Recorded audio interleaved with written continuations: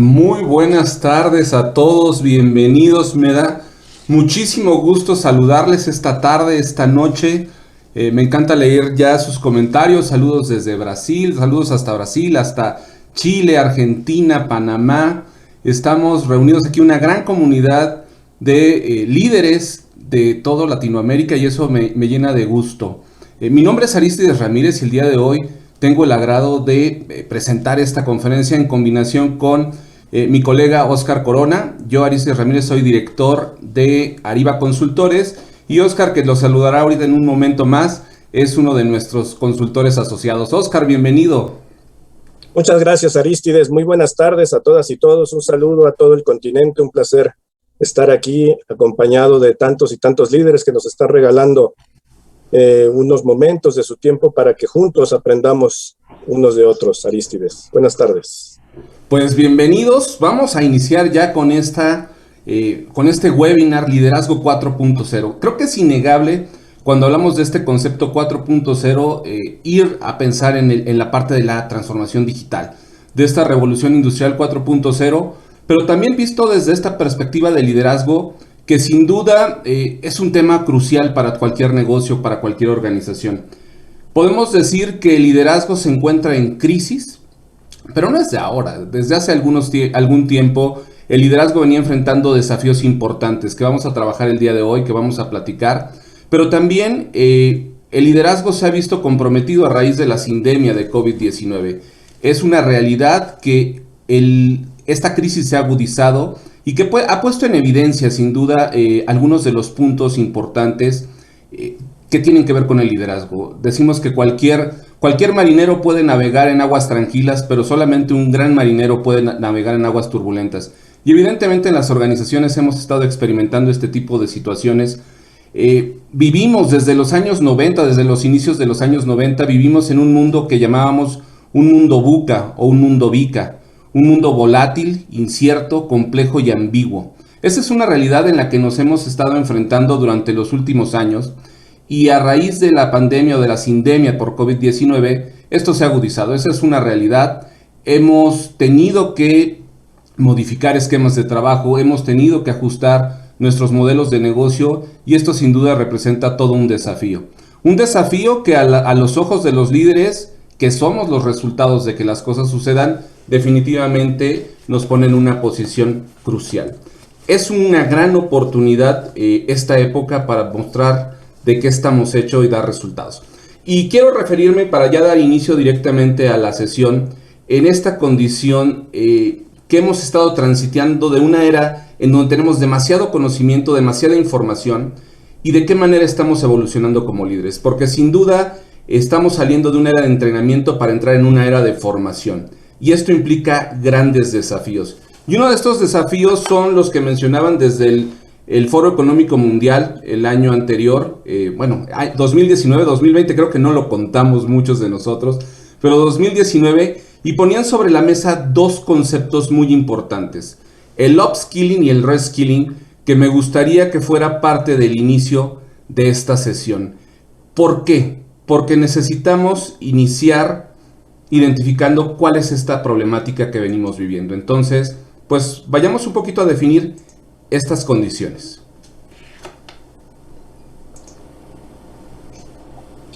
Cuando hablamos de transformación digital, estamos hablando no solamente de tecnología, por supuesto, Arístides, estamos hablando también de una filosofía y de una forma de relacionarnos con dicha tecnología. Y la verdad es que hoy en día nos estamos enfrentando a un entorno que para ninguno de los que están aquí es ajeno. Nunca antes la tecnología, la globalización y todas las fuerzas que acompañan los cambios en el mercado se habían movido a tal velocidad como en los últimos 30 años y particularmente como en los últimos 10. Entonces, hablar de una transformación digital y cultural en las organizaciones no solamente pasa por la adopción de tecnologías, también pasa por un ejercicio de reconfiguración de nuestras nociones de liderazgo. Tú lo acabas de mencionar hace un momento. Durante muchos años en las empresas había áreas de entrenamiento, había áreas de capacitación, pero hoy el entrenamiento no es suficiente. Ya esto ya lo decía James Cars en la década de los 70. El entrenamiento es una faceta de la cultura humana que tiene que ver con un juego finito, un juego que tiene reglas que todos conocemos, que tiene mucha claridad acerca de quién gana y quién pierde en ese juego y que está acotado en el tiempo. Hoy en día, sin embargo, estamos viviendo juegos infinitos porque la idea no es ver quién gana el juego. Hoy en día, y sobre todo en el escenario de la postpandemia, lo importante no es ver quién gana el juego. Lo importante es ver quién permanece jugando, quién es capaz de reconfigurar su organización, quién es capaz de reconfigurar sus mercados para mantenerse en un juego donde las reglas están cambiando continuamente. Estos dos conceptos de los que hablabas, reskilling y upskilling, tienen mucho que ver con eso. El reskilling tiene que ver con poder tener cada vez colaboradores más versátiles en la organización. ¿Qué es un reskilling? Es cuando nosotros tomamos a una persona que tiene ciertas competencias en particular, que le han hecho efectivo en una cierta área de su dominio y que de pronto necesitamos rescaldar, no, sino reconfigurar o reevaluar sus habilidades para que pueda dedicarse a otra cosa. Creo que tú sabes, pues, y algunas personas que están hoy aquí y nos acompañan saben, por ejemplo, y solamente a manera de una pequeña autorreferencia, que durante muchos años yo me dediqué al área de ventas, al área comercial. Hice una carrera dentro de un equipo comercial, del cual seguramente tú recordarás, Arístides, y en alguna ocasión fui promovido a un área de recursos humanos. Y una de las habilidades que aprendí como personal del área comercial era la negociación. Y esto tuvo mucha importancia cuando en un área de recursos humanos ya no estábamos negociando precios o condiciones de venta, sino cuando estábamos negociando contratos colectivos. Ese, por ejemplo, es una habilidad que tiene que ver con el reskilling, habilidades que hemos adquirido en algún dominio de nuestra carrera y que luego, al cambiar el entorno, pueden ser útiles en otros contextos, en otras situaciones. Sabemos hoy que muchas de las actividades se están automatizando, pero tenemos colaboradores muy competentes en algunas de esas áreas. Si esta área se automatiza, ¿en dónde esos talentos podrían reubicarse? El reskilling nos ayuda a tener una fuerza laboral más versátil.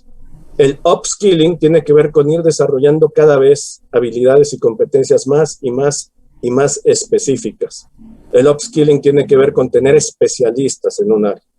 Por ejemplo, hoy en día, una empresa que no tenga especialistas en Big Data, una empresa que no tenga especialistas en Machine Learning, una empresa que no tenga especialistas en alguna de estas disciplinas asociadas con el Internet de las cosas, pues difícilmente va a poder ir abriéndose un futuro y mantenerse en el juego. La pregunta aquí, Arístides, y como para ir llevando el tema hacia el área de liderazgo, sería, si esto es cierto para los colaboradores de una organización, ¿qué reskilling necesitamos los líderes? ¿Qué upskilling necesitamos los líderes? Totalmente, porque finalmente, y como lo han mencionado en diferentes foros mundiales, hoy hablamos de una caducidad del conocimiento, ¿no? Esta evolución que estamos viviendo a nivel tecnológico y a nivel de procesos nos lleva a que podemos estimar que la caducidad del conocimiento está en 2 años. En 2 años probablemente lo que aprendimos deja de ser válido, deja de estar dando los resultados que esperábamos, porque a final de cuentas en la vida existen solamente 2 cosas, razones y resultados, y las razones tristemente no cuentan, ¿verdad? Tenemos que dar resultados.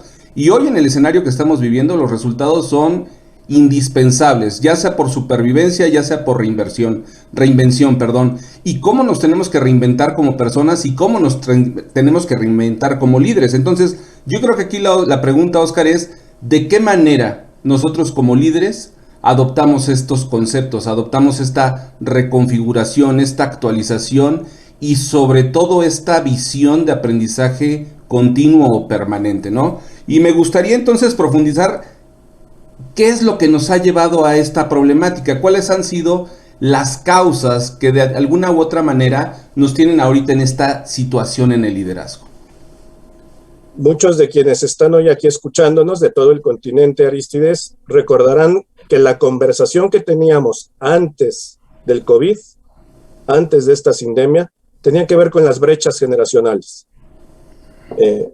A finales del 2019, de esto es de lo que estábamos hablando, cómo estamos trabajando en organizaciones donde hay una gran brecha generacional, donde tenemos por primera vez hasta 5 generaciones en el lugar de trabajo, y donde sabemos además que una problemática típica de las pequeñas y medianas empresas y de la empresa familiar, que representa el 90% de las empresas en el continente, experimentan por la falta de planes de sucesión.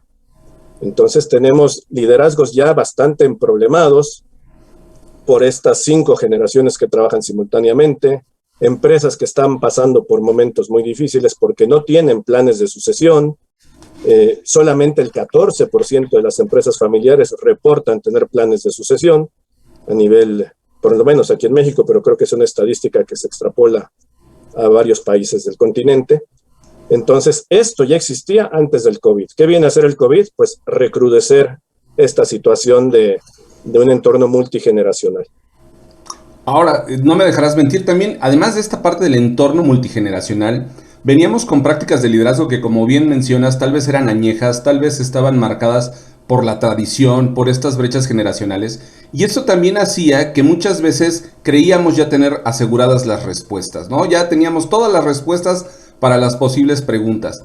Y hoy, ante este cambio de preguntas, nos enfrentamos también, creo yo, a un tema de gestión del error y evasión del conflicto. ¿Por qué?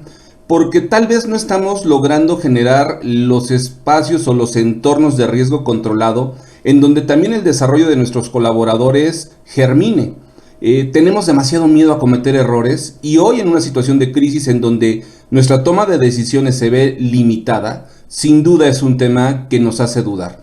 Y esto también, y esto yo lo he escuchado de ti, Oscar, la evasión del conflicto. Qué triste es a veces evadir el conflicto. ¿Por qué? Porque, como tú lo has mencionado en otros foros, el conflicto es una fuente de innovación, ¿no? El conflicto nos permite darle paso a la creatividad, nos permite innovar y poder desarrollar habilidades que hoy llamamos cruciales, pero que antes no le llamábamos cruciales, ¿verdad? Sí, cierto, cierto. Mira, la situación es que cuando estamos en una situación de crisis, incluso lo que no queríamos hacer, nos vemos obligados a hacerlo.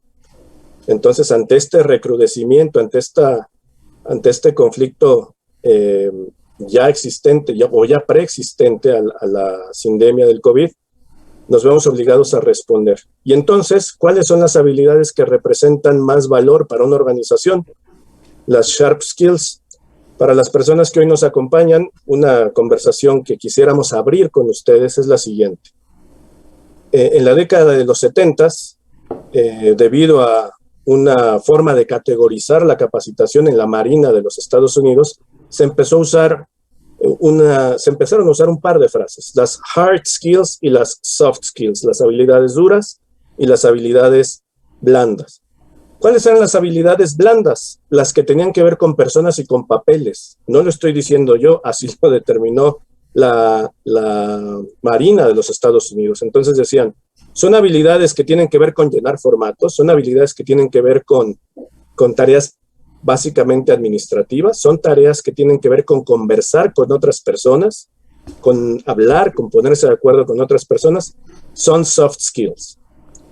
Son hard skills si yo tengo que usar una herramienta. Son hard skills si yo tengo que utilizar un equipo. Y entonces esa fue la primera distinción entre las habilidades duras y las habilidades blandas. Después, por extensión, cuando sacamos esas dos definiciones del entorno de la Marina estadounidense y lo llevamos al mundo de la empresa, decimos que las hard skills son fundamentalmente habilidades técnicas y las habilidades blandas, las habilidades de relacionamiento. Sin embargo, si nos ponemos a pensar, los 500 líderes que estamos hoy aquí reunidos, el lenguaje tiene sus triquiñuelas, tiene sus secretitos por ahí, sus misterios. Cuando yo digo duro y blando, pareciera ser que una de esas dos palabras tuviera más relevancia o más trascendencia que la otra. Sin ponernos a justificar, simplemente por lo que sentimos en el cuerpo cuando decimos habilidad dura o habilidad blanda, ¿cuál aparenta ser la más trascendente o la más importante? Y los dejo pensándolo un poquito, reflexionándolo. Pero yo sé que la gran mayoría se van a inclinar por las duras, por las hard skills. Y entonces decimos, parece ser que la habilidad dura es la más trascendente, es la que tiene más relevancia, es la que tiene más importancia. Y nuestra educación se fue por ese camino también. Por eso, mucha de la educación universitaria y muchos de los modelos educativos a nivel continental e incluso a nivel mundial tienen que ver con la formación de competencias en habilidades duras. Pero si te pones a pensar, lo que más nos ha dificultado la transformación en los últimos años y lo que más representó un factor crítico para sobrevivir y para salir avante de esta sindemia, ¿cuáles fueron? ¿Fueron las habilidades duras? Creo que no, a juzgar por lo que están diciendo la gran mayoría, fueron las blandas, las habilidades blandas, las soft. Entonces aquí nosotros estamos proponiendo, y hay otras universidades, que pudiéramos tener otra distinción. En lugar de hablar de las hard skills y de las soft skills, hablar de las sharp skills, esas habilidades que se vuelven críticas, esas habilidades que se vuelven cruciales, porque los problemas que tenemos en la organización no tienen que ver con obtener personas que tengan habilidades duras. Lo que necesitamos hoy en día es personas que sepan gestionar sus relaciones, que sean buenos negociando y aprendiendo, que tengan esta capacidad de mantenerse en una continua evolución. Aprender a aprender es la metacompetencia del siglo XXI, y entonces pareciera ser que el foco durante muchos años lo pusimos en una dirección, y cuando nos llegó el examen, pues las preguntas venían con otro libro que no es el que habíamos estado leyendo. ¿Tú qué opinas, Aristides? No, pues definitivamente, ¿no? Y este concepto que los encontramos de diferentes maneras, ¿no? Lo encontramos como Sharp Skill o Essential Skills o de diferentes filosofías. Nosotros hemos adoptado la de Sharp Skills, que es la que da la Universidad de Harvard y que nos parece que puede ser muy apropiada.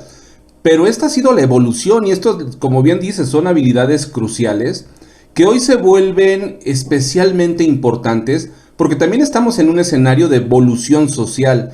Hoy los temas, y es parte del mundo ubica, ¿no? La parte de la ambigüedad también nos marca esta evolución social en donde estamos hablando ya sobre la mesa en el entorno de negocios de temas de equidad, de inclusión, de diversidad, de todos estos temas que qué bueno que hoy los traemos a la mesa en el plano organizacional, pero que probablemente los olvidábamos y que también le dan una complejidad al liderazgo, ¿no?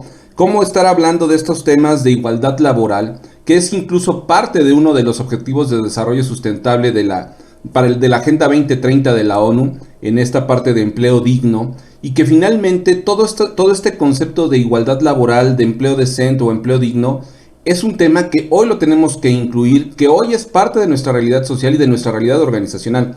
Lo hemos visto de una manera muy marcada durante la pandemia, pero también creo que algo que nos ha dejado esta pandemia es el tema de la transformación digital. Esto que hemos comentado también en muchos foros, el que no estamos en home office, el que tuvimos que adoptar en una semana procesos de evolución digital que probablemente en un plano o en un escenario de cambio estratégico tal vez nos hubiera llevado un par de años y que lo tuvimos que adoptar en una o 2 semanas, ¿no? Entonces creo que también ese es un punto importante, Oscar. Sin duda, la transformación digital acelerada y obligada en muchos casos. Y nuevamente, o sea, el punto de todo esto que estamos hablando es que la crisis de liderazgo viene incluso desde antes de la sindemia, pero no le habíamos puesto tanta atención. Estábamos de alguna manera acostumbrados a ir navegando con esa incomodidad, con ese dolorcito que como sea era manejable.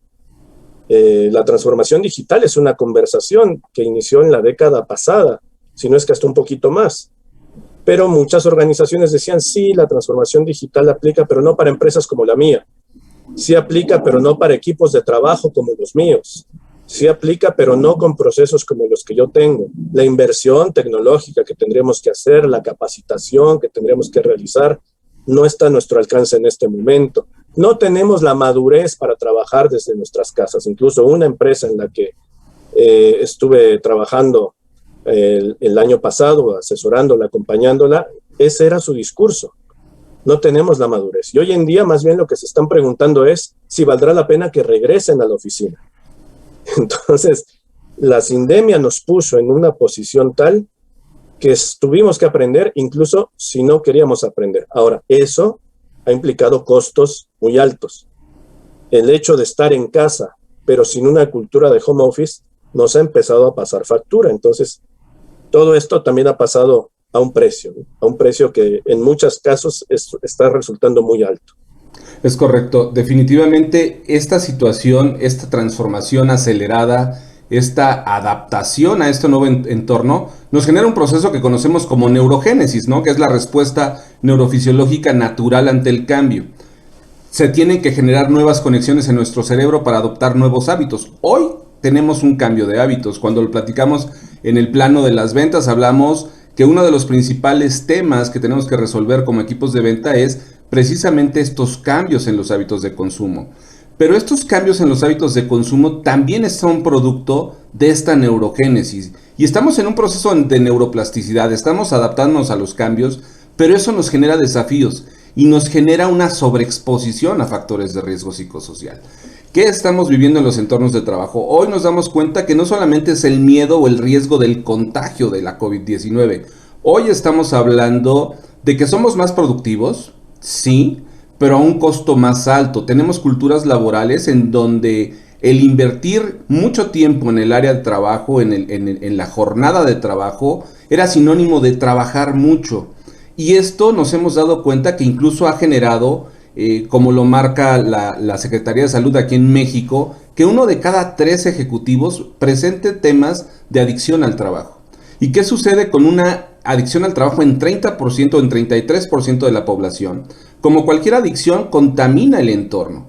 Y esto, tristemente, no es una situación que dentro de las organizaciones estuviéramos viendo de una manera crítica. Al contrario, muchas organizaciones, lejos de cuidar o atender a estas personas que presentan adicción al trabajo, les hemos premiado con posiciones de liderazgo. Entonces, tenemos líderes con adicción al trabajo que están generando impacto en sus equipos de trabajo. Hoy hablamos mucho del derecho a la desconexión, hoy hablamos mucho de los temas de ansiedad, de los temas de depresión, que son temas que tenemos que voltear a ver, que tenemos que poner sobre la mesa, porque también en las dimensiones de responsabilidad del liderazgo necesitamos considerar esto, porque es una variable que, como hemos comentado y se ha dicho también en múltiples foros, es una situación que va a sobrevivir a la COVID. O sea, cuando hablamos del riesgo biológico, probablemente el día 1 de enero de 2022 podamos volver a las calles sin cubrebocas, abrazarnos y besarnos, pero los efectos psicosociales que estamos experimentando en el trabajo se asemejan, de acuerdo al King's College de Londres, a un estrés postraumático, el cual se puede prolongar por 3 o 4 años más. Esta es la fuerza laboral con la que tendremos que gestionar los resultados en las organizaciones. Es decir, hoy como líder necesitas voltear a ver estos factores de riesgo psicosocial para identificarlos. ¿Y qué es lo que ha resultado también en las encuestas y en los sondeos que hemos hecho también en este foro y en los otros foros que hemos hablado del tema, que hablamos de las habilidades de liderazgo? Ha resultado en una condición que a mí me llama mucho la atención. Por parte de los líderes, percibimos falta de confianza y compromiso en los colaboradores. Y por parte de los colaboradores vemos lo mismo. Y aquí creo que entramos a un plano en el que, Oscar, tú eres experto. Es un plano para mí de un conflicto estructural. Así es, todo lo que hemos conversado hasta el momento en esta tarde con nuestros amigos tiene que ver con lo que nos ha traído hasta acá. La crisis de liderazgo, que no es algo nuevo y que hoy estamos transitando, navegando, surfeando con nuestros mejores recursos y con las mejores intenciones. Lo que sucede es que tenemos una falta de confianza y de compromiso como algo que vemos en las organizaciones como la explicación más habitual. Si tú hablas como líder con otros líderes, como los que están aquí, y veíamos unas encuestas antes de iniciar, que se han hecho aquí mismo en este foro, es decir, probablemente muchas y muchos de quienes hoy nos están acompañando aquí son quienes respondieron a esas encuestas. Nos dicen, lo que más me afecta o lo que más le duele a mi organización es percibir una falta de confianza y una falta de compromiso con muchos de los colaboradores que tenemos. Pero si le preguntamos a las y los colaboradores qué es lo que ocurre en sus organizaciones y por qué las organizaciones no avanzan, nos van a decir que porque no confían en los líderes, que porque sienten que los líderes no estamos a la altura de las circunstancias, que no estamos preparados para tomar las decisiones que se requiere tomar, que no somos necesariamente las personas más indicadas para estar en donde estamos. Y entonces ahí estamos hablando de un conflicto sistémico, un conflicto estructural, un choque entre nuestros deseos, porque yo creo que si hoy tenemos 500 personas escuchándonos aquí y otro gran número de personas viéndonos a través de Facebook, si estamos aquí es porque decimos, yo tengo la convicción de que quiero ser un mejor líder y quiero ser una persona que le sirva a mis equipos de trabajo. Y muchas de las personas que están en los equipos de trabajo quisieran llegar en algún momento a tomar una posición de liderazgo. Entonces, ¿por qué esta propiedad emergente? ¿Por qué surge esa falta de confianza y de compromiso? No viene ni de un lado ni del otro. Nuestras formas de trabajar, la manera en la que nos acostumbramos a trabajar, la manera en la que nos relacionamos los unos con los otros, es lo que está provocando la falta de confianza y de compromiso. Es decir, quizá no es una causa, más bien es un efecto de una cultura y de una manera en la que hemos aprendido a liderar, donde a pesar de decir que no queremos jerarquías, a pesar de decir que no queremos distanciamiento entre los distintos niveles de liderazgo, a pesar de decir que privilegiamos el trabajo en equipo por sobre otras maneras de trabajar, eso tiene un techo. Normalmente eso es lo que nos gusta ver hasta un nivel de coordinación o de gerencia. Y luego ahí viene un rompimiento y nuevamente tenemos verticalidad en las estructuras organizacionales tradicionales. Entonces, no podemos generar un cambio de un conflicto estructural si no cambiamos la estructura. El punto es que no se trata solamente de habilidades para liderar equipos, sino de habilidades para reestructurar la cultura de una organización, Aristides. Muy bien, pues yo creo que entonces, si tenemos que romper con este conflicto estructural, si tenemos que adoptar una visión sistémica para atender esta condición que estamos enfrentando los líderes y verdaderamente contemplarnos como líderes 4.0, hablemos de cuáles serían esas alternativas de solución que queremos plantear el día de hoy. Creo que existen ahí al menos 4 alternativas de solución que para mí son muy importantes, vista desde el tema de competencias o desde atributos. La primera de ellas es, para mí, elevar y transmitir la conciencia del rol. ¿Qué es la conciencia del rol? La conciencia del rol es la claridad que yo tengo sobre la responsabilidad. Tristemente, nos podemos enfrentar a que en modelos de liderazgo autocráticos o dictatoriales, o que son estos liderazgos muy duros, que sí se viven en las épocas de crisis y que son requeridos en la época de crisis, muchas veces lo que limitan al colaborador es a solamente ejecutar las actividades. Y esto alguna vez escuchaba un conferencista que cuando nosotros le damos una instrucción directa y puntual a un colaborador, lo que lo estamos obligando es a poner su cerebro en stand-by, a seguir la instrucción y a no entender la responsabilidad. Hay una frase que yo aprendí hace muchos años en alguno de los cursos de liderazgo y de management que tomé hace cerca de 20 años y decía, el que sabe qué hay que hacer siempre va a tener trabajo, pero el que sabe por qué se tiene que hacer siempre va a ser su jefe. Y esto va un poquito a ese tema de la responsabilidad. ¿Cuál es la conciencia del rol? La conciencia del rol puede ir a la posición más simple y a la posición más compleja de la organización. Cuando yo sé cuál es la razón de ser de mi posición, así sea yo un guardia de seguridad que está parado en la puerta de un supermercado y entiendo que más allá de las transacciones y de estar verificando, en este caso la toma de temperatura, el uso de gel antibacterial, tengo una responsabilidad sobre la salvaguarda de los intereses de la compañía, puedo ir más allá de lo que dice mi descripción de puesto. ¿Cómo puedo yo entender que mi responsabilidad tiene una razón de ser? Y creo que esto, más que el por qué, es el para qué. ¿Para qué estoy recibiendo un salario? ¿Para qué tengo que transmitir o tengo que ejecutar determinada acción? Hoy que decimos en tiempos de crisis se necesitan liderazgos firmes, también es importante que las personas y los colaboradores tengamos plena conciencia del rol, porque eso nos va a permitir resolver situaciones y no llegar a preguntar sobre la solución. Y creo que esto como líderes es algo fundamental que tenemos que desarrollar. Entender nuestro rol, el enfoque total de nuestro rol, pero también transmitir esa conciencia del rol. ¿Cuál es tu responsabilidad y cuál es el ámbito en donde tú necesitas tomar decisiones? porque hoy día hay que resolver las situaciones. Porque tristemente las cosas no se van a resolver de un día para otro. Las cosas no van a cambiar, no se van a componer. Entonces, cada uno de nosotros desde nuestra trinchera tendremos que resolver las situaciones y para mí esto es una de las alternativas preponderantes de solución. Elevar y transmitir la conciencia del rol en los líderes y en cada uno de los colaboradores.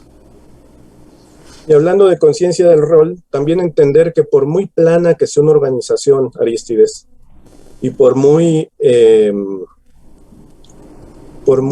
alivianado que queramos hacer el clima laboral, las posiciones representan un factor importante. Muchas veces nos encontramos en organizaciones que el director, que debiera tener una conversación orientada al futuro y una conversación estratégica, está pensando en resolver las situaciones del presente, que ese debería ser el rol del gerente. El gerente debería estar enfocado a ser un especialista de su área, estar coordinando conversaciones con los demás gerentes, que son el primer equipo de la empresa, y enfocarse en el presente. Y el gerente no está haciendo esa función porque el gerente está operando. El gerente está en el nivel donde tiene que resolver las tareas cotidianas. Y entonces la pregunta es, si el director está gerenciando y el gerente está operando, ¿qué está haciendo el resto del equipo? Y muchas veces no hay respuesta para eso. Entonces la conciencia de rol también tiene que ver, hablando de nosotros, de los líderes, con desarrollar una capacidad integral de liderazgo, donde una de las competencias importantes es tener conversaciones relevantes con nuestros pares y también con la alta dirección. Mira, cada vez que tocamos este tema de manera espontánea empiezan a surgir algunas preguntas en el chat, Arístides, y muchas de esas preguntas tienen que ver con decir sí, pero ¿y si el jefe no quiere? Sí, pero ¿y si el dueño no quiere? Sí, pero ¿y si mi superior no lo ve como lo veo yo? Y creo que esa es una de las capacidades que nosotros como líderes tenemos que empezar a desarrollar, tener la capacidad de sostener estas conversaciones cruciales con los altos líderes, con los fundadores, con los empresarios. ¿Es fácil? No, no creo que sea fácil. Decía hace rato que el 90% de las empresas son familiares en nuestro continente. Y la dinámica familiar es más que seguro que se va a infiltrar en la dinámica organizacional en algún momento. Y a pesar de esas dificultades, el líder debe ser capaz de sostener conversaciones no solamente con sus pares o con sus subordinados, sino también hacia arriba y empezar a ver lo que le conviene a la organización. Tener la meta competencia de poder influir en la toma de decisiones de una manera más robusta. Y para eso hay que tener la capacidad de entrar en conversaciones que normalmente son incómodas. Y para eso hay que hacer cuerpo. No basta con leer un libro o aprender una técnica, sino que hay que hacer cuerpo para tener ese tipo de conversaciones. Y una cualidad más, me hiciste recordar hace un momento una conversación. Debemos tener clara la distinción entre tres elementos fundamentales que ocurren en nuestros equipos de trabajo. Como líderes debemos ser capaces de gestionar las equivocaciones, la negligencia y las mentiras. Pareciera ser que estamos hablando de un tema que se salió de foco, pero no, estamos hablando de un rol de liderazgo. La capacidad integral del líder y el rol de liderazgo tiene que ver con esto. Porque una equivocación es una gran oportunidad de aprendizaje. Debiéramos ser capaces de generar entornos donde equivocarse es seguro. Y equivocarse es la manera en la que podemos aprender cuando estamos navegando en medio de un mar que nos azota siempre de manera impredecible, hoy más que nunca. No sabemos lo que va a pasar el próximo mes, no sabemos lo que va a pasar dentro de 2 meses. Realmente, quien tenga plena certeza de lo que va a pasar el próximo mes, que me lo cuente, por favor, porque no tenemos ni idea, ¿verdad? Entonces, la equivocación y generar entornos seguros para la equivocación tiene que ver con el aprendizaje. Pero a veces confundimos equivocación con negligencia. El que se equivoca con la mejor de las intenciones de hacer algo correcto. La persona negligente, en cambio, está dejando de hacer algo que sabe perfectamente que tendría que hacer, o está dejando de hacer algo que sabe perfectamente que no tendría que hacer, que tendría que hacer, perdón. Poniendo un ejemplo, quien se equivoca manejando a veces se cambia del carril cuando va conduciendo su vehículo y escucha un claxonazo, ¿no? ¡Ay! Resulta que invadió un carril sin querer, no me fijé, discúlpame, me equivoqué. Es muy distinto a que yo vaya conduciendo mi vehículo mientras voy mandando mensajes de texto. Ahí estoy siendo negligente. Ahí no puedo decir que me estoy equivocando. Ahí estoy siendo negligente. Y ahí la consecuencia debería ser distinta. Y la mentira, pues todavía más. Porque si choco por estar conduciendo mi vehículo y mandando textos, y cuando llega la autoridad me dice, ¿qué pasó aquí? Y yo le digo, la culpa es del otro. Pero dicen que usted venía texteando. No, hombre, si yo ni teléfono tengo. Entonces ahí ya estoy entrando en un terreno donde no estoy hasta violentando el pacto social y estoy violentando el contrato psicológico que tengo con mis empleadores y con mi equipo de trabajo. Distinguir eso es importantísimo y es un rol de los líderes poder distinguir cuándo nos estamos equivocando y podemos aprender de eso, cuándo está alguien siendo negligente, en cuyo caso tiene que haber medidas ejemplares que se aplican parejo, y cuándo alguien está mintiendo, en cuyo caso deberíamos tener alertas tempranas para evitar la mentira y además consecuencias ejemplares, lo cual el área de compliance de muchas empresas agradecerá enormemente. Fíjense cómo el compliance hoy también se mezcla con las habilidades de liderazgo. Desarrollar la capacidad integral del líder ahora tiene que ver hasta con la dimensión ética de la organización y de la empresa. Eso también es algo que tenemos que ir empezando a incorporar como parte ya no solo de nuestra descripción de puestos, sino hasta de nuestra misión personal, Aristides. Totalmente, porque además aquí entramos en este plano de quién tiene la razón, ¿no? Yo siempre digo que yo solamente conozco una persona en todo el mundo que siempre tiene la razón. Y no es ni mi esposa ni mi mamá. La persona que siempre tiene la razón soy yo. ¿Por qué? Porque desde mi perspectiva, con mi conocimiento, con mi experiencia, yo creo tener la razón. ¿Por qué? Porque incluso lo dice el propio Talmud, ¿no? No vemos la vida como es, sino como realmente somos. Cada quien tiene una perspectiva, cada quien tiene una realidad y una verdad. Ahora, en el plano organizacional, ¿cómo se vive esto y cómo lo podemos amarrar con esta capacidad integral de la que nos hablas, Oscar? Yo creo que aquí hay un concepto que cuando yo lo conocí a mí verdaderamente cambió mi percepción y es el concepto de la humildad epistémica. ¿Qué significa este concepto de la humildad epistémica y por qué es tan importante o relevante para nosotros como líderes? La humildad epistémica habla de esta capacidad de aceptar que yo no tengo la razón, de esta capacidad de entender que ante cualquier situación existen diferentes verdades, diferentes perspectivas. ¿Y qué sucede cuando yo me doy cuenta, aún con todos los datos sobre la mesa, que aún así no tengo la razón? Y cuando me pregunto por qué la otra persona sí tiene la razón. Creo que este punto nos lleva a un proceso de aprendizaje. ¿Por qué? Porque las realidades son diferentes. Podemos viajar por cualquier país y nos damos cuenta que una ciudad no es muestra del territorio de todo el país, que una colonia, un barrio no muestra todo el país. De la misma manera en nuestras organizaciones, lo que vivimos en un área de producción, lo que vivimos en un área financiera o en un área comercial, solamente son pequeños puntos de vista. ¿Y qué sucede cuando el líder, aún con toda esa energía y con todo ese carácter que tiene que mostrar al tomar decisiones, reconoce que no tiene todas las respuestas y reconoce que no es dueño de la verdad absoluta? Esta es la parte de la humildad epistémica. ¿Por qué a mí este concepto de la humildad epistémica me gusta tanto? Porque la humildad epistémica me ayuda a aprender. Porque la humildad epistémica de alguna manera me pone en una posición de aprendiz permanente. Y esto es algo que desde mi perspectiva tiene que funcionar en esta nueva realidad. En esta realidad de transformación digital, en esta realidad de cambio de hábitos de consumo, en esta realidad de afectaciones psicosociales del entorno laboral, en esta realidad de sobrevivir y reinventar nuestros modelos de negocio y reinventar nuestras responsabilidades. Entonces, creo que si tomamos este eje humano y adoptamos este concepto de la humildad epistémica y lo profundizamos, podemos aprender a aprender. Que eso nos lleva, creo, a un tema de cómo tenemos que trabajar el día de hoy en estos procesos de formación. Bueno, lo decías tú hace un momento, Arístides, ya dejamos atrás la época del entrenamiento, la gerencia de capacitación, la gerencia de entrenamiento. Eso obedece a este antiguo paradigma donde pensábamos que lo más importante eran los hard skills.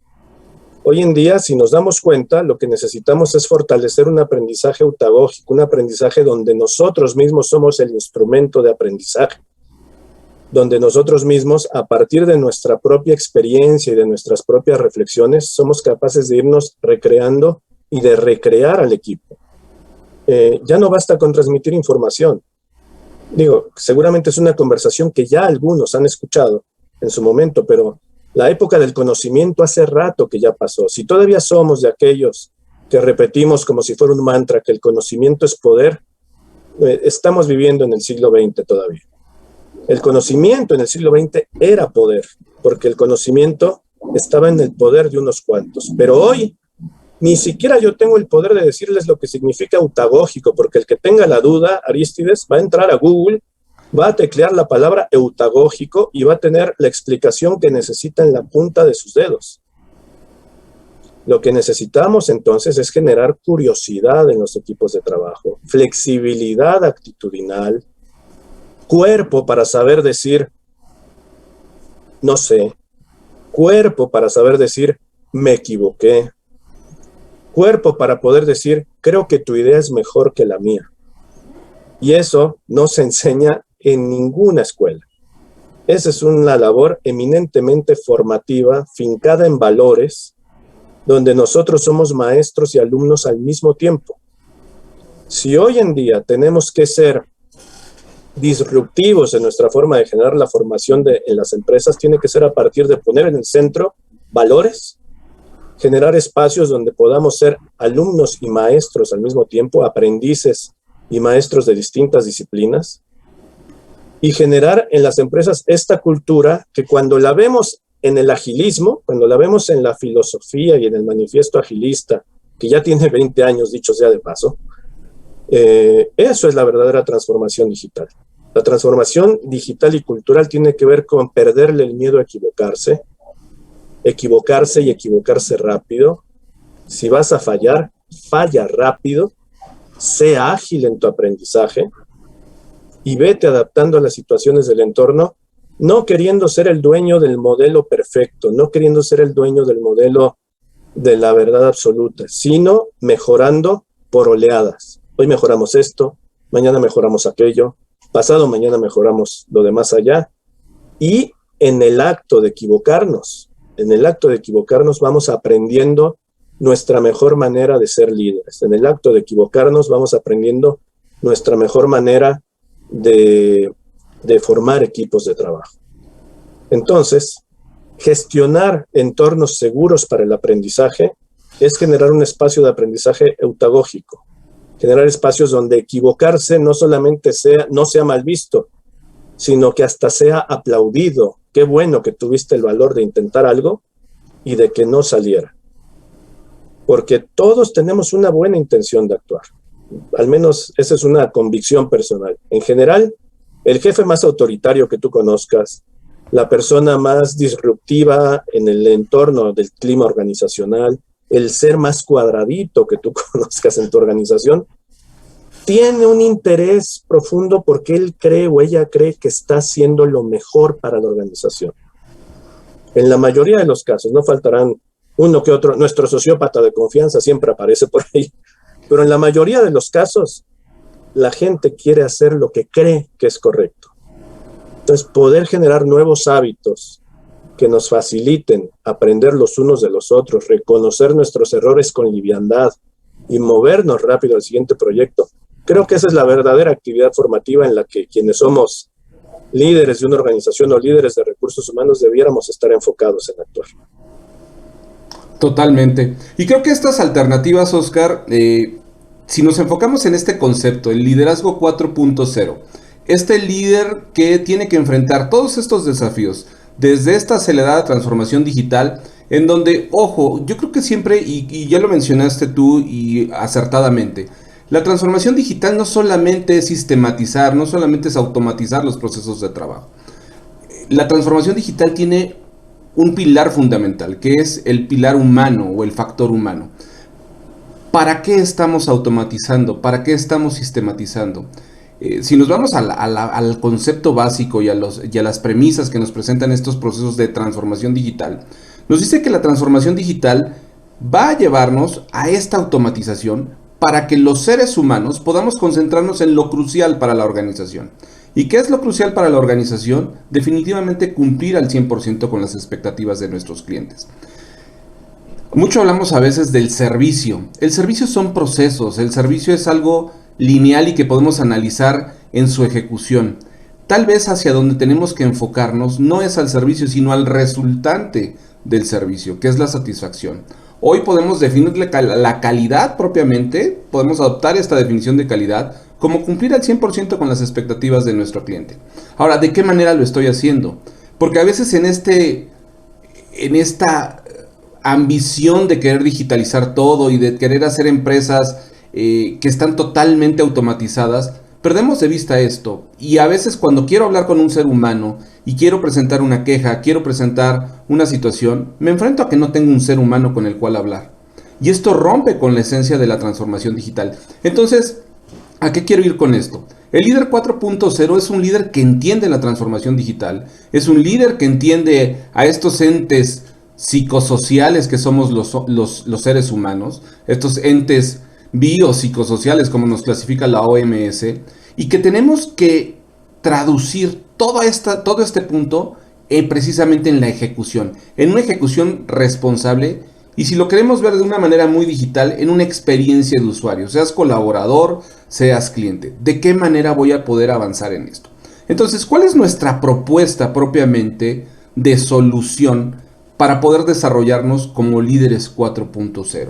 Nosotros desde Ariba hemos planteado una solución para ser líderes 4.0 o desarrollar estas Sharp Skills que hablamos de liderazgo 4.0. Y lo dividimos en 4 diferentes etapas o procesos. El primero de ellos atiende a un atributo que tenemos ligeramente descuidado, que es el proceso de autoevaluación. El proceso de autoevaluación tal vez es uno de los atributos que tenemos con una calificación o un puntaje más alto. Entonces lo primero que tendríamos que hacer es iniciar con entender el por qué. ¿Por qué actuamos como actuamos? ¿Por qué nos comportamos como nos comportamos? ¿Por qué pienso como pienso? Y esta no es una disertación filosófica. Este proceso de diagnóstico que nosotros proponemos es precisamente un diagnóstico científico, es un diagnóstico psicométrico que permita al líder conocerse a sí mismo, entender cuáles son sus factores de comportamiento, de qué manera el líder reacciona ante los problemas, ante los desafíos, ante los retos que se le presentan, ¿es competitivo o es más reflexivo? ¿De qué manera nos estamos relacionando con las personas? ¿Somos sociables o somos un poco más reservados? ¿Cómo necesito actuar? Porque no se trata de cambiar la personalidad del líder, se trata de entender la personalidad del líder. Y si yo sé que mi respuesta ante los procesos, mi respuesta ante los cambios, tiene cierto matiz, voy a tener que ir a buscar una configuración óptima de mis equipos de trabajo. Yo desde hace ya muchos años me peleo con el concepto de integración de equipos, ¿no? Y cuando algún cliente nos dice, oye, Arises, necesitamos un programa para integrar equipos. Para mí la integración me suena como echar a todos los miembros del equipo en una licuadora y generar una masa amorfa. Todos somos distintos, pero no por ser distintos debemos de ser distantes. Y cuando nos damos cuenta de esas diferencias de una forma consciente, podemos compensar estos condicionamientos. Ahora, ¿qué nos está motivando a las personas? Porque también como producto de la sindemia sabemos que todas las organizaciones estamos enfrentando desafíos importantes y a veces no solamente vamos a echarle ganas, porque esa es una instrucción desde el liderazgo que a mí me genera conflicto también, esto de vamos a echarle ganas. Miren, yo he hecho disertaciones filosóficas para tratar de discernir este concepto de echarle ganas. Y para mí lo más cerca que podríamos estar de echarle ganas es pujar. Porque el echarle ganas no me habla de ninguna acción definida, no me permite establecer un plan de acción. Y creo que a veces ese echarle ganas es solamente multiplica el esfuerzo.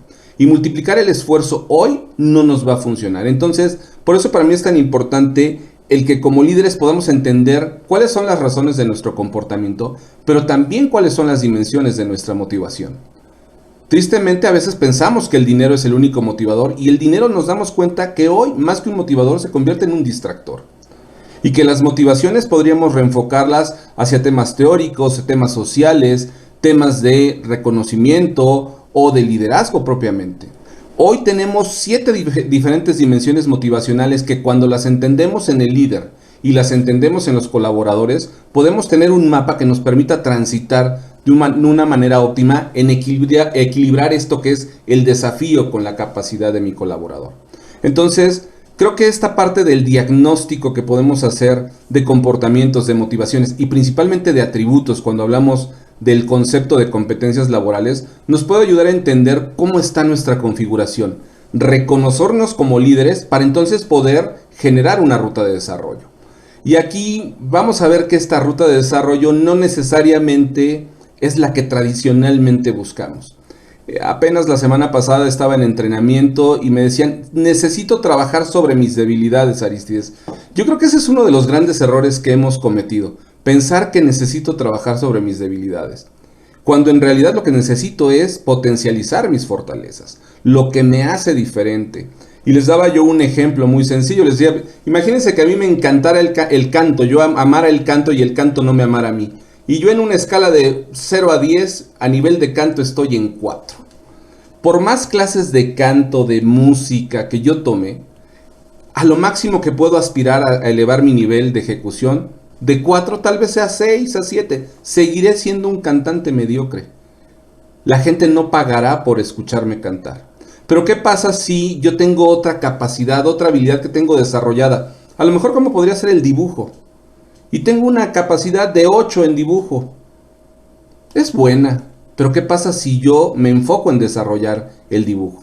Probablemente mi técnica mejoraría, probablemente el enfoque o la diversidad que yo le podría dar a la ejecución de mis dibujos sería muy diferente. Y probablemente la gente estaría dispuesta a pagar por mis dibujos, porque estaría llegando a un nivel de profesionalización. Y eso nos lleva a enfocarnos en esto. Si yo puedo trabajar en mis fortalezas, respetando las diferencias con los demás, voy a poder configurar y voy a poder compensar los equipos de trabajo. Entonces, no tratemos de que todos sean iguales. Mejor tratemos de identificar nuestras diferencias y busquemos compensar esas condiciones. Ahora, no basta solamente con diagnosticarnos, también hay que reconocer y hay que entender un poquito el para qué, el para qué quiero lograr esto. Y el para qué es súper importante porque dice este filósofo coreano radicado en Alemania, Byung-Chul Han, que está causando un verdadero revuelo en nuestra cultura postcapitalista, en este pleno siglo XXI. Él nos dice que hoy en día nos autoexplotamos diciendo que lo que estamos haciendo es autorrealizarnos. Si nos metemos en la carrera de ratas de una manera inconsciente, pues eso es lo que está pasando en muchos casos. Por eso es que sociedades industrializadas que están viviendo hoy en día, ¿qué podríamos decir? Pues una época de esplendor. Si la comparas históricamente con otras épocas, somos la sociedad que padece menos hambre, que padece menos enfermedades, que padece, y con todo y el COVID, que padece menos inequidad, a pesar de que las brechas de inequidad son escandalosamente notorias y ruidosas. Pero al mismo tiempo que pareciera ser que hemos alcanzado ese estado que históricamente es mucho mejor al de los anteriores, también tenemos suicidio adolescente al máximo que nunca habíamos tenido, familias desintegradas, colaboradores que están experimentando profundos desórdenes psicosociales, un entorno que tenemos muy adverso y donde la incertidumbre permea nuestro estado de ánimo y nos genera languidez. Entonces, si nosotros simplemente decimos, se supone que yo debo ser bueno en esto, me estoy metiendo en una carrera de ratas de manera irreflexiva. Lo importante es preguntarme, este es mi diagnóstico, ok, esta es mi autoevaluación, esto es la evaluación que yo estoy haciendo de mis propias capacidades, de mis propias competencias. Ahora, lo que tengo que hacer es volverme consciente. volverme consciente. ¿Qué es lo que quiero? ¿Qué es lo que elijo mejorar? No solamente en función del trabajo que me toca hacer, sino de la persona en quien me quiero convertir. Entonces ya no podemos seguir en esta carrera donde a costa del trabajo estamos desvirtuando nuestra propia humanidad. Y no creo estar pecando de idealista si te digo que el trabajo nos realiza como seres humanos si somos conscientes. Si perdemos el nivel de conciencia y nos ponemos simplemente a trabajar de forma automática, como autómatas literalmente, el trabajo pierde todo el sentido de realización que podría llegar a tener. En esta etapa de retroalimentación de la que habla Arístides, eso es lo importante, que yo me ponga a pensar cuáles son mis fortalezas pensando en la persona que quiero ser, pensando en las metas que quiero lograr, pensando en el tipo de resultado que quiero generar para mí, para mi empresa, para mis equipos, para mis familias. Solamente así tiene sentido. Entonces, la etapa de retroalimentación no se trata solamente de hacer un listado de puntajes altos y de puntajes bajos de un diagnóstico o de generar una conversación bien intencionada de coaching donde hablemos de qué es lo que tú crees que tienes que mejorar o qué no. Tiene que ver con, hazte consciente. ¿Quién estás siendo? ¿Quién quieres ser? Y entonces, ¿qué competencias que ya tienes hoy te pueden ayudar a convertirte en esa persona? ¿Qué habilidades, qué fortalezas que ya tienes hoy te conviene potenciar para convertirte en esa persona? Y entonces podrás ser un mejor líder, entonces podrás ser un mejor colaborador, entonces podrás ser un mejor integrante de la empresa y por extensión también podemos ser parte de una solución. Reitero, no tenemos ninguna intención de caer en la ingenuidad, ni en el optimismo, ni en rollos de autoayuda. Esto está en la raíz del fortalecimiento de nuestras competencias transversales. Si no somos capaces de escucharnos a nosotros mismos, ¿cómo podemos escuchar a nuestros equipos? Si no somos capaces de mejorarnos y de encauzar mejor nuestras propias competencias, ¿de dónde nace la pretensión de querer conducir las competencias de otras personas? Entonces, la etapa de retroalimentación tiene que ver con hacernos conscientes realmente de cuáles son nuestras fortalezas pensando en las personas que queremos ser. Esto es fundamental. Y entonces, solitos aparecen los cómo, Arístides. Es correcto. Y es esta parte del cómo donde tenemos que ir a una etapa de entrenamiento. Una etapa de entrenamiento en donde tenemos que buscar escenarios precisamente de aprendizaje autagógico en donde tenemos que ampliar nuestro criterio. Tenemos que hacer uso de esta humildad epistémica y no quedarnos solamente con un solo concepto. Al contrario, creo que hoy existe tanta información y tan poca inteligencia que necesitamos filtrar mejor. Entonces, nuestra propuesta de entrenamiento es precisamente eso, ¿no? Poder desarrollar las skills necesarias para un líder y no quedarnos a veces solamente en ese concepto de liderazgo desde la perspectiva de los diferentes estilos o sistemas de liderazgo y de qué manera los nutrimos en la gestión de las personas. No, hoy hablamos de un liderazgo que se equilibra con el tema del management, que se equilibra con procesos de manejo de conflictos, que se equilibra con procesos de autogestión de la productividad, de toma de decisiones, de evaluación y de retroalimentación del desempeño, obviamente de fortalecer nuestros protocolos de comunicación que hoy han cambiado. Definitivamente cuando hablamos de la brecha generacional hablamos que tenemos que evolucionar en nuestros protocolos de comunicación. No nos comunicamos de la misma manera entre las generaciones.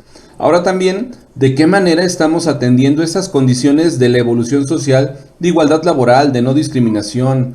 ¿De qué manera estamos trabajando con la gestión de los factores psicosociales de nuestro entorno de trabajo? Hoy el líder tiene múltiples dimensiones, evidentemente tiene que desarrollar una visión sistémica, pero para ello tiene que desarrollar herramientas. No podemos quedarnos solamente en los conceptos teóricos, no podemos quedarnos, como yo digo, en lo romántico. Tenemos que hacernos de herramientas que nos sirvan como eje, como una estructura para tomar decisiones, que nos ayuden a estructurar nuestros procesos de pensamiento y a gestionar mejor. Entonces, ¿qué pasa cuando a esa habilidad que antes le llamábamos habilidad blanda, le agregamos una estructura, una herramienta, un proceso que nos permite estructurar? Vamos a ser mucho más efectivos. ¿Por qué? porque vamos a generar este tipo de herramientas que no necesitamos validar con una estructura organizacional, que sabemos que funcionan, que nos dan estructura a nosotros y que nos permiten ejecutar de una manera que también, al hacerlo replicable, vamos a poder evaluar su funcionalidad y vamos a poder mejorarla. Vamos a poder gestionar el error, porque a veces perdemos más cuando dudamos que cuando nos equivocamos.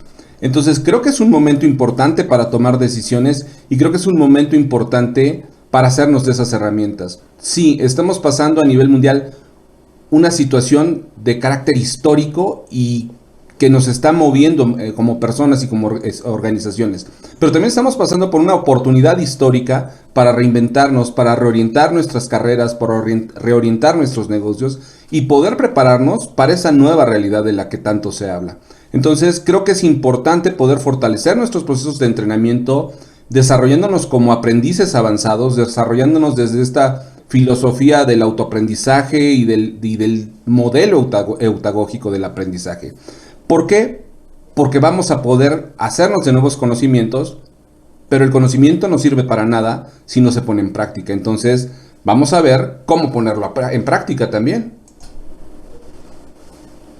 Por eso es importante que en nuestra etapa de seguimiento tengamos objetivos de muy corto plazo, objetivos de corto plazo y alguno que otro objetivo de mediano plazo, entendiendo que hoy nociones como la planeación estratégica también ya están obsoletas. Podemos hacer una alineación estratégica, pero planear de aquí a un año, yo creo que hoy nadie en su sano juicio estaría planeando algo de aquí a un año. Lo que podríamos saber serían cuáles son los lineamientos estratégicos, las prioridades estratégicas de nuestros equipos y de nuestras organizaciones, y luego establecer seguimientos continuos. Aquí, habilidades como el feedback y el feed forward se vuelven fundamentales. ¿Qué tan competentes, qué tan hábiles somos para brindar una retroalimentación apreciativa, para poder estarle indicando a la gente en ambientes informales cuál es el estatus actual de sus resultados, de su avance, de su trayectoria, de la contribución que están haciendo al equipo? ¿Cómo podemos ayudarles a que aprendan sobre la marcha sin hacer pausa? Y cómo podemos generar un aprendizaje de la propia experiencia, donde los propios colaboradores y nosotros mismos como líderes estemos aprendiendo continuamente de lo que hemos hecho y de lo que podemos hacer diferente en el futuro. Ya atrás quedan estas etapas de seguimiento donde decimos vamos a hacer revisiones cada 3 meses o cada 6 meses o cada año. Tenemos que estar en un proceso muy ágil que nos permite estar haciendo revisiones en tiempo real de los resultados de nuestros equipos, de los aprendizajes de nuestros equipos y de los movimientos que estamos generando. Entonces es otro set de gestión del conocimiento, otro set de habilidades de gestión del aprendizaje que nos permitan ir en tiempo real transformando nuestros equipos de acuerdo a cómo el mundo también se va moviendo. Ya no tenemos la oportunidad de reunirnos a hacer un plan anual de capacitación. Ahora tenemos que ir reconociendo cómo los entornos van cambiando y cómo podemos ir generando aprendizaje sobre los cambios. No aprendizaje cuando el cambio ya pasó y cuando no tenemos garantía de que siga ocurriendo de la misma manera.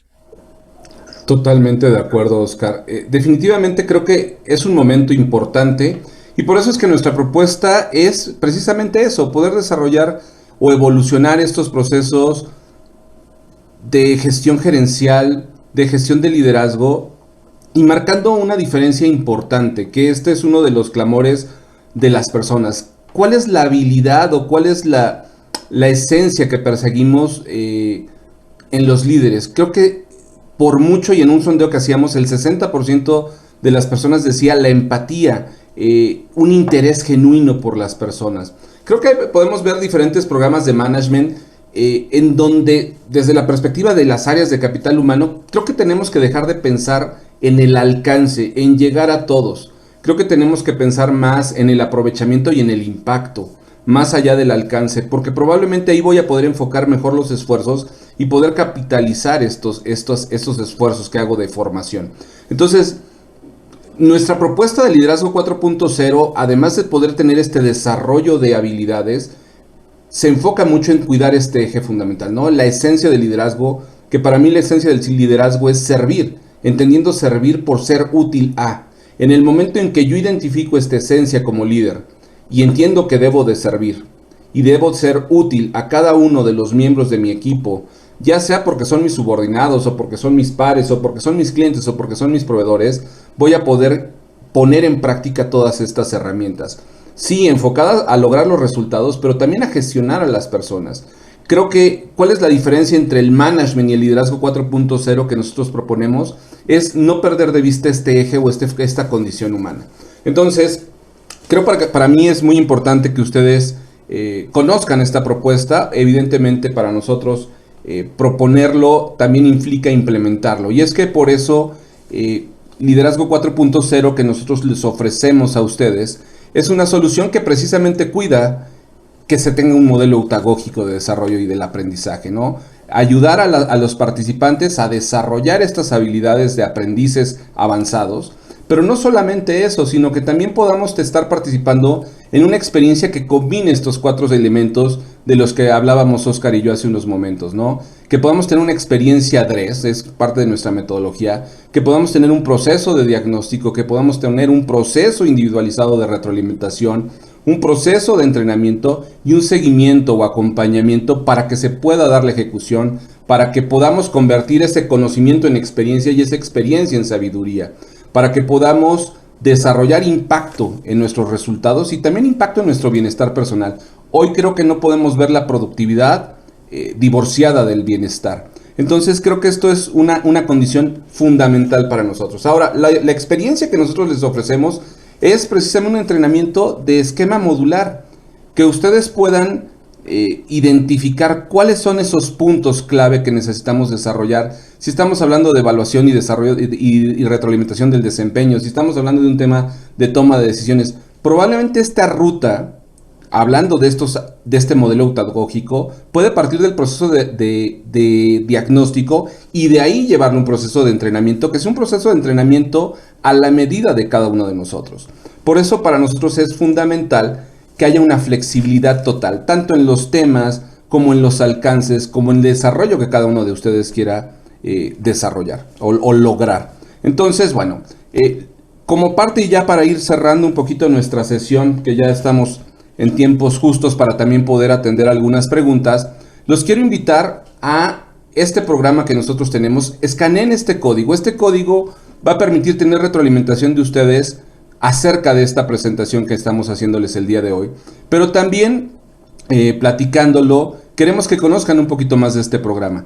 Entonces, si ustedes llenan este formato, que también les voy a pedir que lo compartan el enlace en el chat tanto de Facebook como de Zoom, para que ustedes puedan regalarnos sus comentarios y puedan ver cuáles son los temas que nosotros estamos trabajando en este programa de Liderazgo 4.0 y elijan 2 o 3 para que les podamos regalar la experiencia de vivir uno de estos módulos.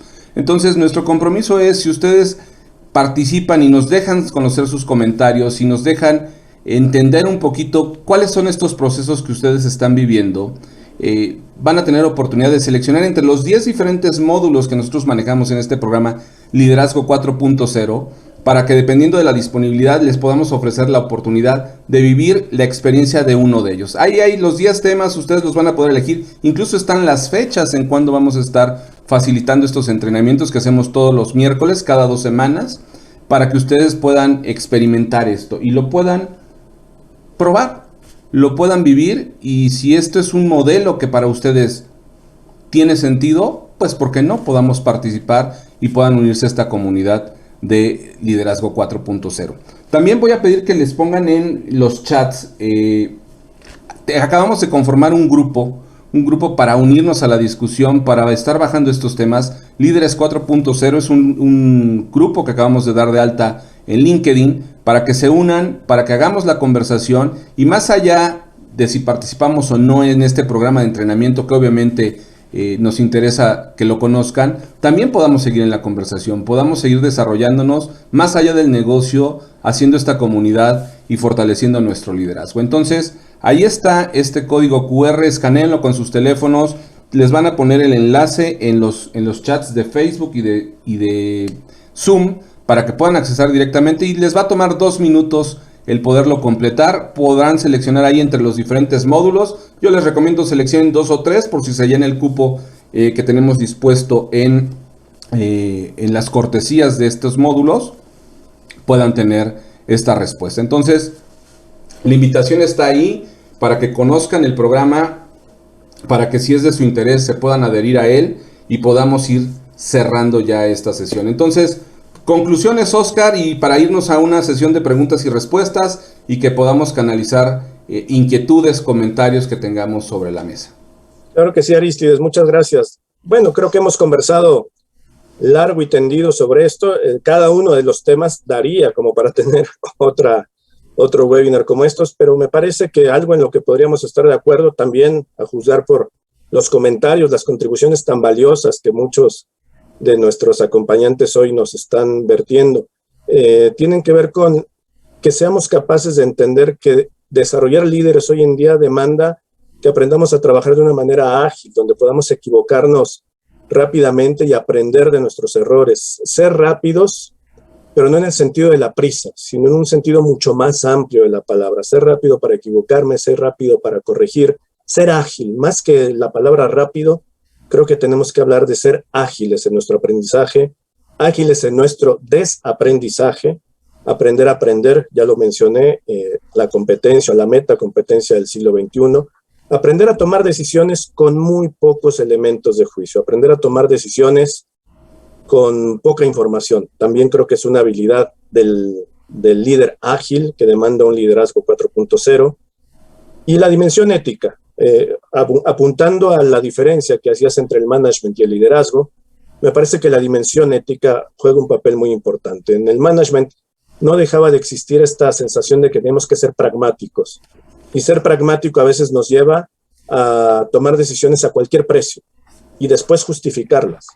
Me parece que hoy en día, si algo hemos aprendido de tantas situaciones que hemos vivido en los últimos años, y particularmente en el 2020 y lo que va del 2021, es que podamos sentirnos comprometidos con nuestra organización y con el factor ético, que es lo que realmente hace que podamos retener talento en las organizaciones. En el pleno siglo XXI, una organización que no mire, que no cuide, que no provoque una situación ética favorable, difícilmente va a tener espacio para la supervivencia. Entonces, saber enfocarnos a esas soluciones, ver la solución a futuro antes que el problema. Diría que es en esencia lo que esperamos de un programa como este, Liderazgo 4.0, y que es un programa que además va evolucionando. Hoy sabemos esto que les estamos compartiendo. Mañana puede ser que tengamos nuevos aprendizajes y en la medida en que los vayamos generando, también se los iremos compartiendo. Así que muchas gracias por habernos acompañado esta tarde. Muchísimas gracias, Oscar. Y bueno, pues vamos a leer algunas preguntas, algunos comentarios que tenemos en los diferentes chats para que podamos responder, podamos atender a estas principales inquietudes. Y bueno, este es el momento, si ustedes tienen alguna pregunta, de manifestárnosla en los chats. Aquí ya tenemos algunas que vamos a estar leyendo y que vamos a estar respondiendo, tanto Oscar como yo.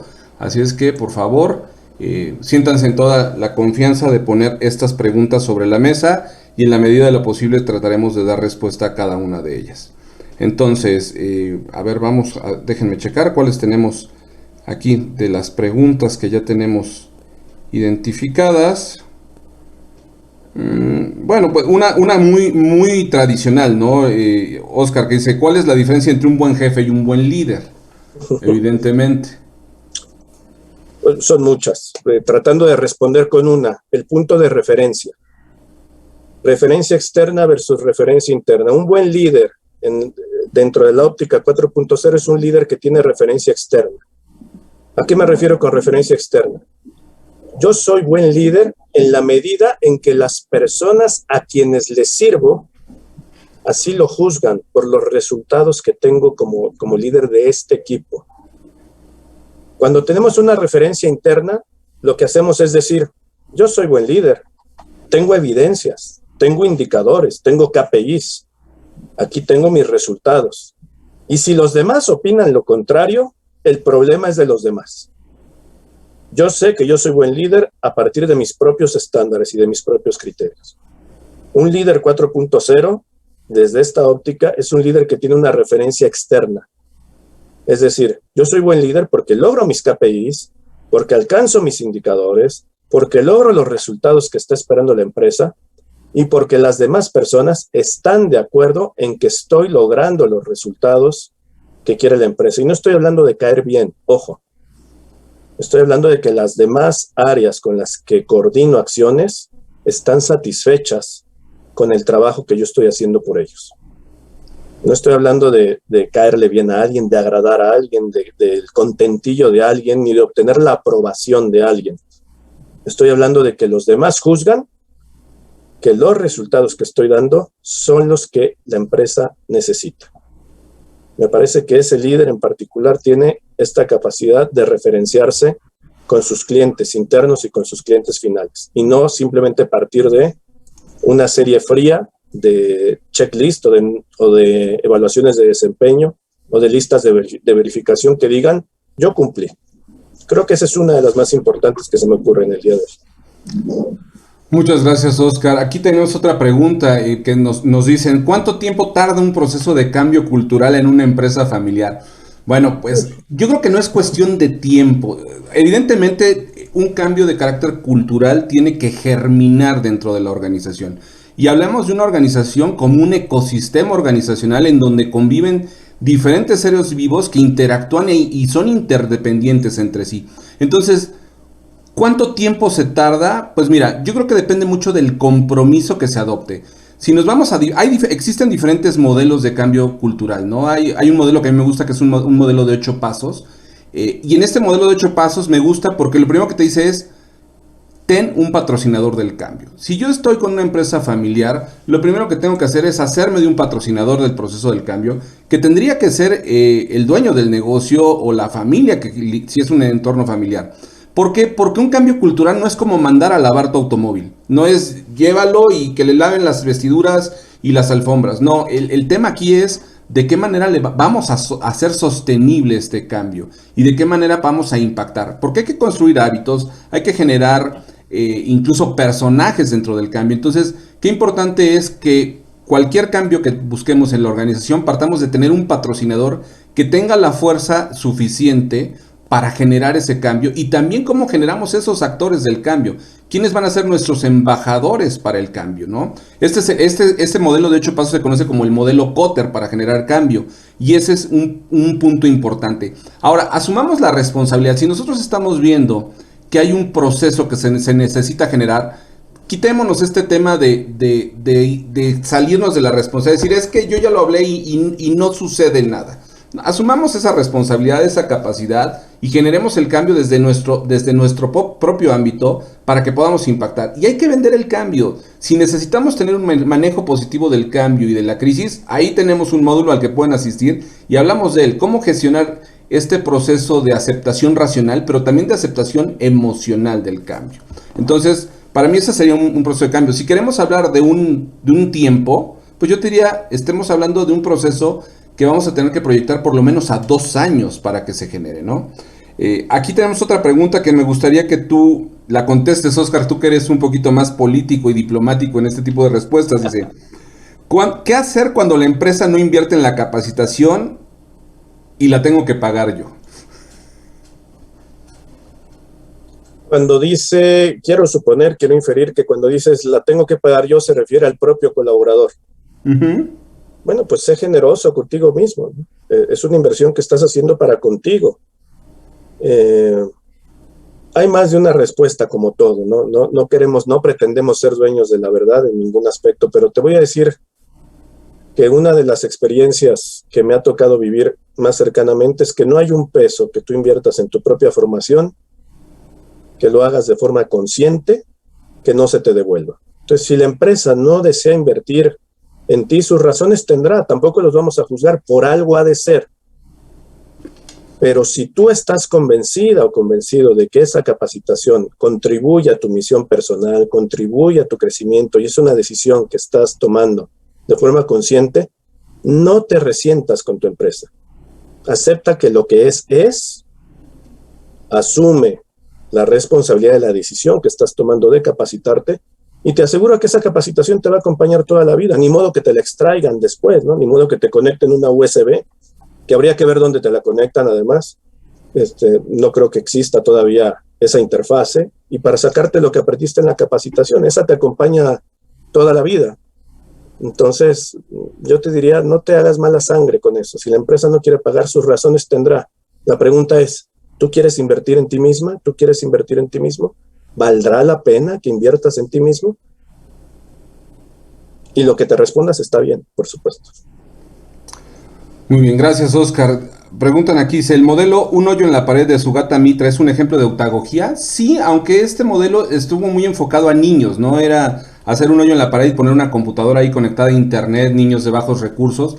Sí, aunque normalmente el modelo autagógico se ve como una evolución de la andragogía. Recordemos, la pedagogía es la enseñanza para niños, la andragogía es la enseñanza para adultos, y normalmente la andragogía o el aprendizaje para adultos te lleva a un nivel de aprendizaje de inconsciente competente, es decir, ya logras ejecutar pero de una forma inconsciente.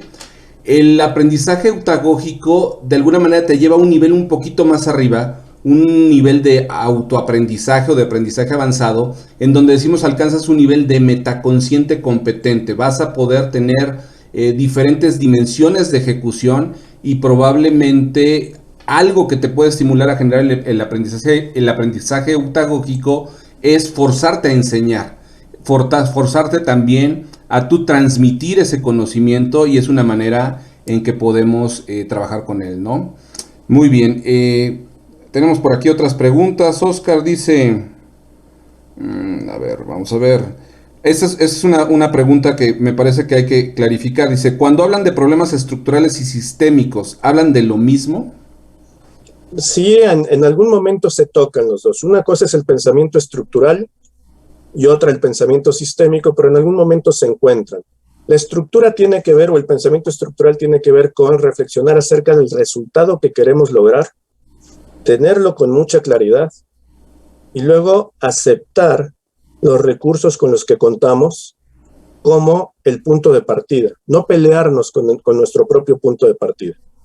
Cuando nosotros tenemos un pensamiento estructural, nosotros podemos decir, este es el resultado que yo deseo obtener, estos son los recursos con los que cuento en este momento, y con esos recursos, ¿qué puedo reordenar? ¿Qué puedo acomodar? ¿Qué puedo estructurar que me permita acercarme a la situación deseada? Entonces, el pensamiento estructural tiene que ver en gran medida con aceptar cuáles son los recursos con los que cuentas hoy en día, tener muy claro el resultado que quieres lograr y permitir que eso genere lo que se conoce como tensión estructural, que eso nos lleve al resultado que queremos lograr. Tiene mucho que ver hasta con creatividad, tiene mucho que ver hasta con una cierta vena artística dentro de la organización. Y el pensamiento sistémico tiene que ver con ser capaces de mirar cómo, aunque estemos divididos en áreas, aunque estemos divididos en departamentos, aunque estemos divididos por regiones, por divisiones, cualquier cambio que hagamos en un pequeño espacio de la empresa o de la organización termina por afectar, incluso en un desfase de tiempo, al resto de la organización. Entonces, es importante ver cómo el abordaje estructural y sistémico nos ayuda a tener una visión de liderazgo más flexible. En la medida en que como líderes podemos ser más flexibles, podemos ser más ágiles. En la medida en que somos más rígidos, más encajonados, pues nos volvemos más torpes, más rígidos, más paquidérmicos en nuestro movimiento. Eso es lo que tiene que ver con lo sistémico y con lo estructural. Muy bien, gracias, Oscar. Aquí yo tengo otra pregunta. Dice, ¿cómo se gestiona un entorno seguro para cometer errores? Para mí la respuesta puede ser muy práctica. Adopta el error como una variable más de tu proceso. Esto no es nuevo. Tenemos el ciclo de Deming, la cultura Kaizen. Cuando nosotros entendemos este ciclo de Deming, el PDCA es planea, ejecuta, corrige. Sí, corrige y ajusta. ¿Por qué? Porque finalmente tú sabes que en un proceso de mejora continua, el error o la falla es parte del proceso. Uno de los problemas que tenemos a veces en estos procesos de cambio es que queremos planificar y a veces no arrancamos porque no estamos al 100%. Más vale arrancar al 50% y que pongas en marcha ya acciones y bajo esta variable de que estás aceptando el error y que estás adoptando las posibles fallas que va a haber en tu proceso, las puedas visualizar para ir corrigiendo sobre la marcha. Entonces, no pretendamos estandarizar un cambio o un proceso si no le dimos 2 o 3 vueltas y fuimos conscientes de los errores. Cuando yo veo el error como una variable, entonces busco el error. Pero sucede que muchas veces lo que tratamos es de ocultar el error. ¿Por qué? Porque esto viene desde una propia filosofía de tenemos que hacer las cosas bien a la primera. Cuando hablamos precisamente de este concepto de calidad del que platicábamos hace rato, decíamos, cuando yo pregunto en sesiones de entrenamiento qué es la calidad, muchas me responden hacer las cosas bien a la primera. No, es cumplir al 100% con las expectativas. Hacer bien las cosas a la primera es vanidad. Y probablemente si estoy bajo esa perspectiva nunca voy a hacer nada, porque el que no se equivoca es el que no hace nada, ¿no? Entonces habría que tener esa visión. Pues creo que nos queda espacio para una pregunta más. Oscar, ¿qué características mínimas debe tener un buen líder para lograr conectar al grupo de trabajo con los objetivos o planes? Es decir, ¿cómo lo amarramos?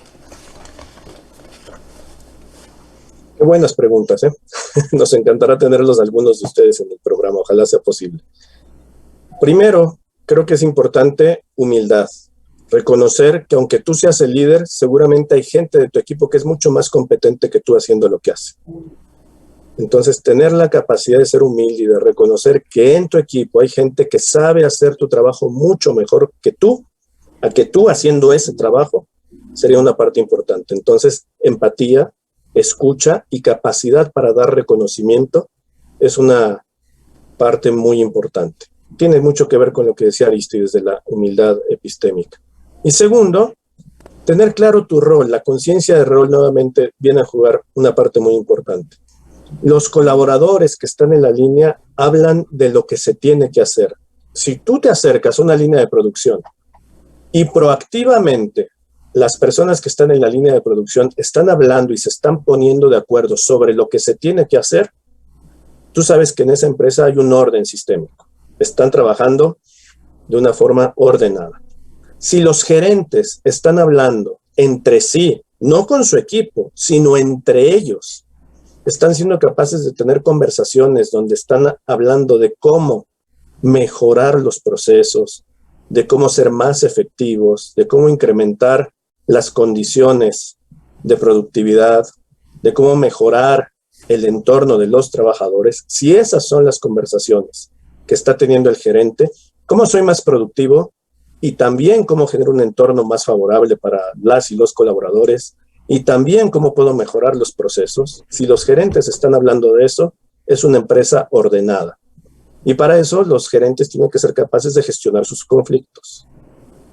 Y si los directores están con una mirada puesta en el futuro, están teniendo conversaciones estratégicas, están inquietos por aprender y no por mantener el status quo, si los directores están más interesados en el futuro de la empresa que en mantener el status quo, entonces sabremos que la empresa está bien ordenada. Y entonces para eso, los directores tienen que ser capaces de delegar, de generar espacios de confianza, de generar espacios de aprendizaje, de escuchar a personas que no están de acuerdo con ellos, de estar abiertos a la retroalimentación. Creo que dependiendo del tipo de liderazgo que tú quieras ejercer, son las habilidades que necesitas desarrollar. Mencioné las 3 más que más se me vinieron a la mente dependiendo del nivel jerárquico y de la conciencia de rol. Muy bien, muchísimas gracias, Oscar. Y bueno, pues con esto estamos llegando al final de nuestra sesión. Atendiendo a una última pregunta y que nos permite cerrar esta sesión, nos dice, bueno, en sí, ¿qué son las Sharp Skills? ¿Es una combinación de las soft y de las hard? No, en realidad, las Sharp Skills es la evolución de esas soft skills que resultaron no ser tan blandas, que resultaron ser habilidades cruciales como es la toma de decisiones, el manejo de conflictos, habilidades de comunicación avanzadas, como decía Oscar, en el tema de generar estas conversaciones de retroalimentación, de evaluación de transformacional del desempeño. Todas estas habilidades que hoy, más que ser blandas, son habilidades cruciales para el desarrollo del liderazgo y el logro de los objetivos. Para mí fue un placer tenerlos en la sesión del día de hoy. muy buenas tardes, muy buenas noches y espero que podamos vernos pronto participando en nuestro grupo que hemos armado de Líderes 4.0 en LinkedIn y por qué no en las sesiones en las que ya ustedes se registraron y que esperamos verlos muy pronto participando. Muchísimas gracias, que tengan muy buenas tardes, muy buenas noches, es un placer y nos vemos en futuros eventos. Hasta luego.